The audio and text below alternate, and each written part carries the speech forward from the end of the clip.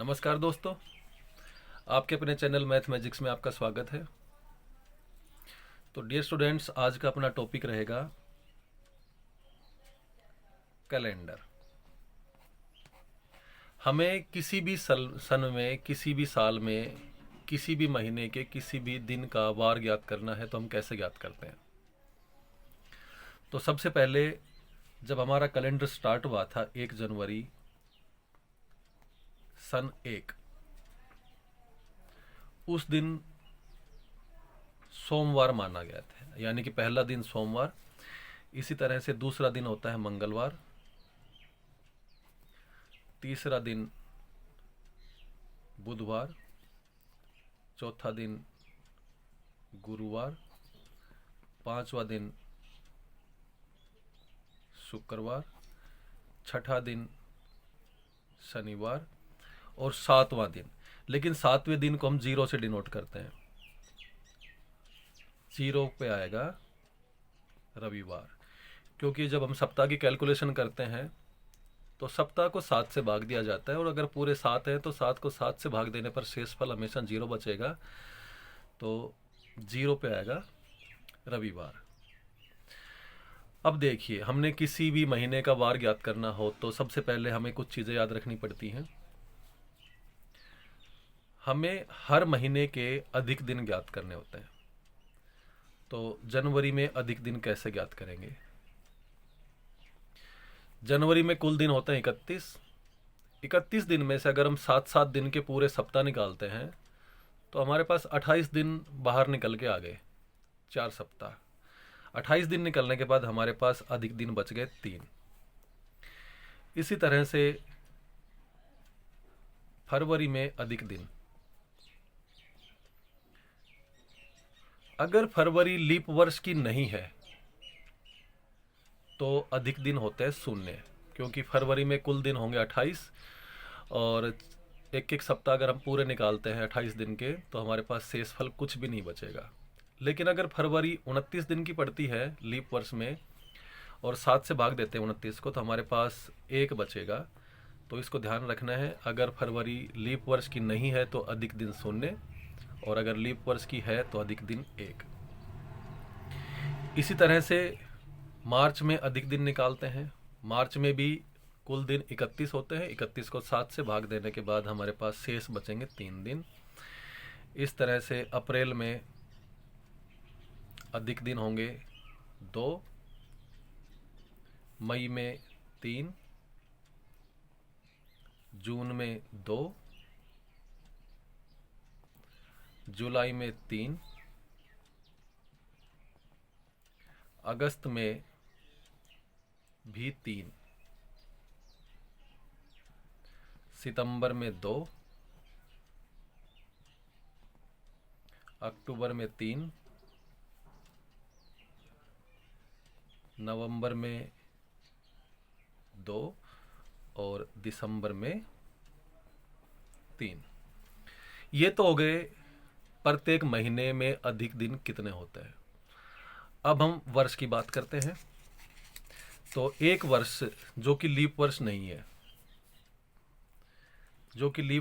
है, उसमें होते हैं 365 दिन। अगर हम 365 को 7 से डिवाइड करते हैं तो 7 पंजे 35, और हमारे पास बच गया 1, उतार लिया 5, 7 दूनी 14, शेष बच गया 1। यानी कि अगर हमारे पास कोई भी वर्ष लीप वर्ष नहीं है तो अधिक दिन कितने होते हैं। प्रत्येक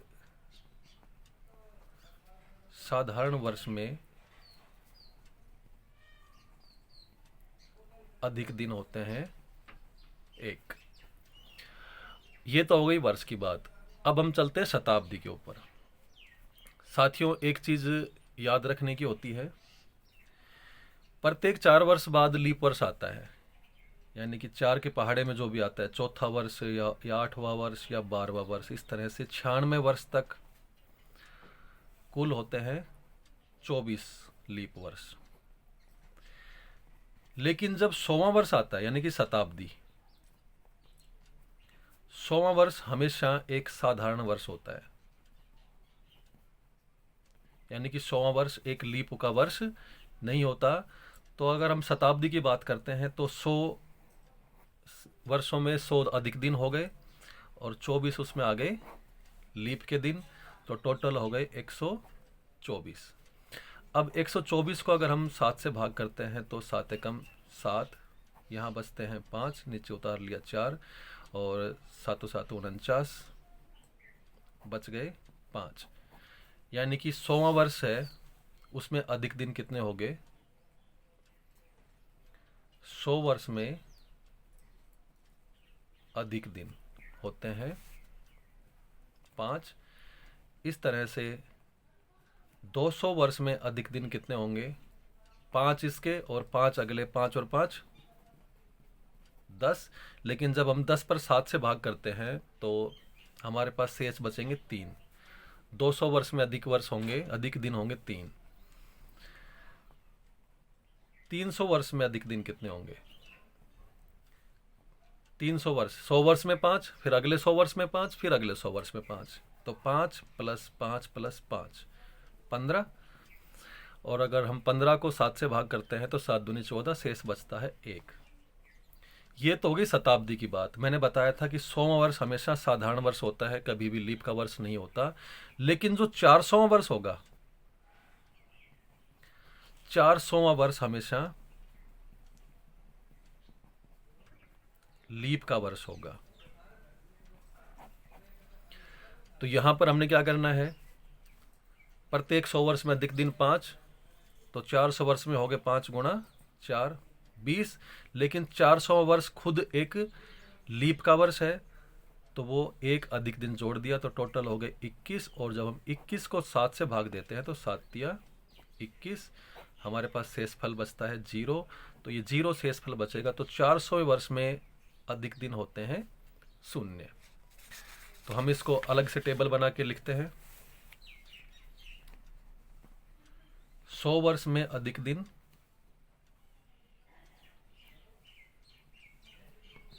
5, 200 वर्ष में अधिक दिन 3, 300 वर्ष में अधिक दिन 1 और 400 वर्ष में अधिक दिन 0। और 400 के हम टेबल लेके चलते हैं, चाहे 400 वर्ष हो, चाहे 800 हो, 1200, 1600 या फिर 2000। ये प्रत्येक वर्ष लीप के वर्ष हैं। तो इन वर्षों में अधिक दिन कितने होंगे? 0। आपने टेबल याद कर लेनी है। प्रत्येक महीने में अधिक दिन कितने होते हैं, प्रत्येक वर्ष में अधिक दिन कितने, और प्रत्येक शताब्दी में अधिक दिन कितने। अब हम निकालना सीखते हैं किसी भी वर्ष में किसी भी तारीख को कौन सा वार था। चलिए हम कोई भी एग्जाम्पल लेते हैं। मान लो हमने निकालना है 15 अगस्त 1947 को क्या वार था। इस दिन हमारा देश आज़ाद हुआ था। तो सबसे पहले हमने क्या करना है?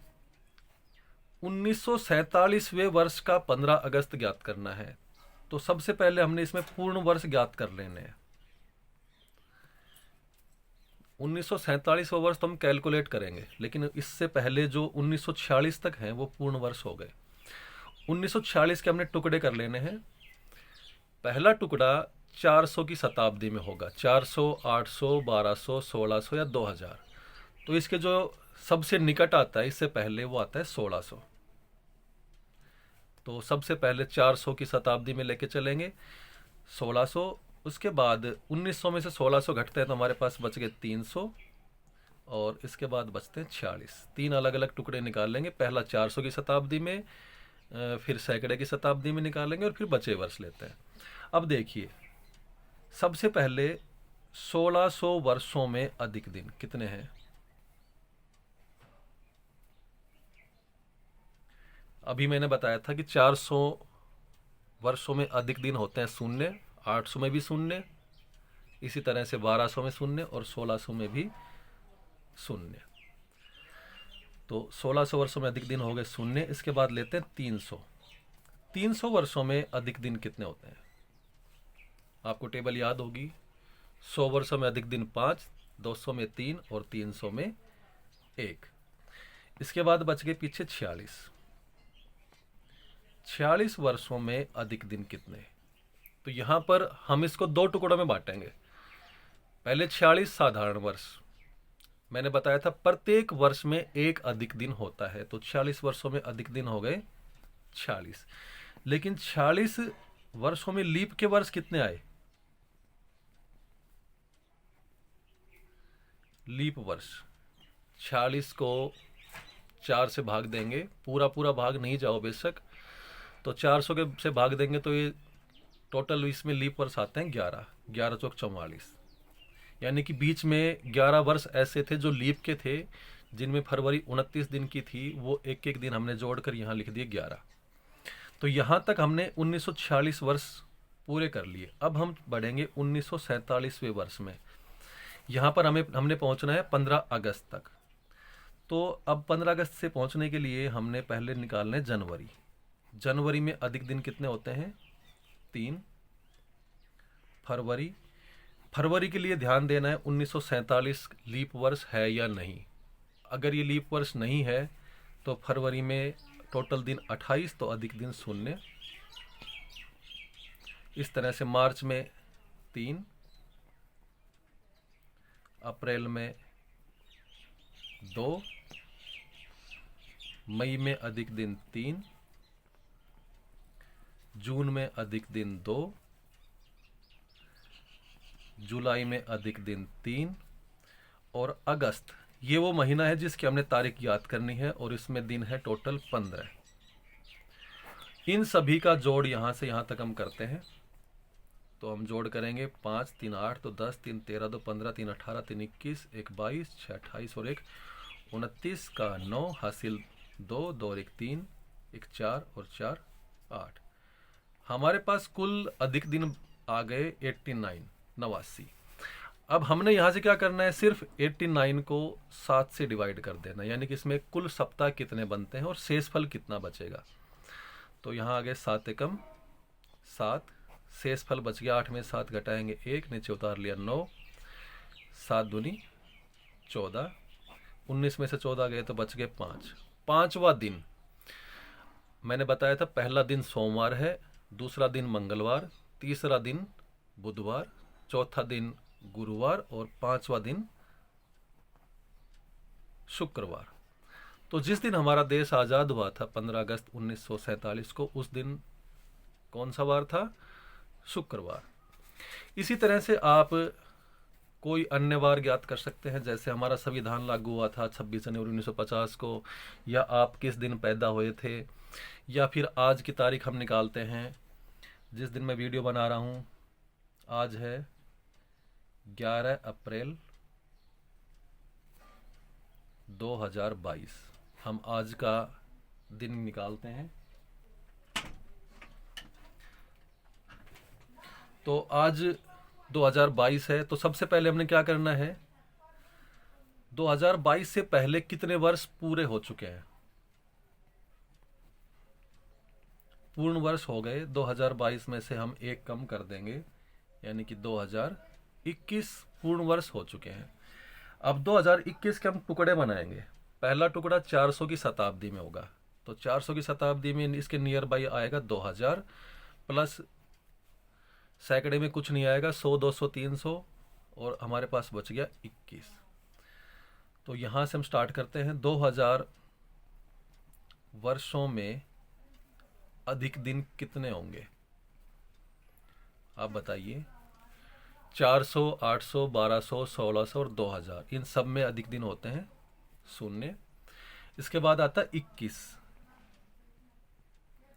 21 वर्षों में अधिक दिन, प्रत्येक वर्ष में अधिक दिन होता है एक, तो 21 वर्षों में अधिक दिन हो गए 21। साथ ही 21 वर्षों में लीप वर्ष कितने आए बीच में? प्रत्येक 4 साल में एक लीप वर्ष आता है, तो 21 को हम 4 से भाग करेंगे तो पूर्णांक आएगा 5, यानी कि बीच में 5 वर्ष ऐसे थे जो कि लीप के वर्ष थे, 5 वो दिन जोड़ दिए जाएंगे। तो यहाँ पर हमने 2021 तक की गणना कर ली है। अब हम 2022 की गणना शुरू करते हैं। तो यहाँ से लेते हैं जनवरी। जनवरी में अधिक दिन कितने होते हैं? 3। फरवरी में अधिक दिन कितने होंगे? फरवरी के लिए हमने इस साल के ऊपर ध्यान देना है। क्या 2022 एक लीप वर्ष तो नहीं है? अगर ये लीप वर्ष है तो यहाँ 1 लिखा जाएगा, अन्यथा यहाँ पर 0। मार्च में अधिक दिन 3 और अप्रैल में अधिक दिन, अप्रैल हमने ज्ञात करना है तो इसकी 11 तारीख है तो इसमें 11 लिखा जाएगा और इन सब का हमने जोड़ कर लेना है। या आगे 1 और 3 4, 3 7, 5 12 और 1 13, 13 का 3 हासिल 1, 1 2 और 2 4, टोटल आगे 43। अब हमने यहाँ से क्या करना है? 43 को 7 से भाग कर देना है। 7 से भाग करेंगे तो इसमें पूर्ण सप्ताह बनेंगे, 7 छंग 42, 6 पूर्ण सप्ताह बन गए और हमारे पास शेष फल बच गया 1। और ये 1 हमारा वार है, पहला दिन। तो पहला दिन कौन सा होता है? सोमवार, जो कि आज का हमारा वार है। तो इस तरह से आप किसी भी वर्ष के किसी भी महीने के किसी भी दिन का वार ज्ञात कर सकते हैं। दोस्तों, वीडियो कैसा लगा? अगर पसंद आया तो लाइक कीजिए, शेयर कीजिए, सब्सक्राइब कीजिए। आपके अपने चैनल मैथ मैजिक्स में आपका स्वागत है। धन्यवाद।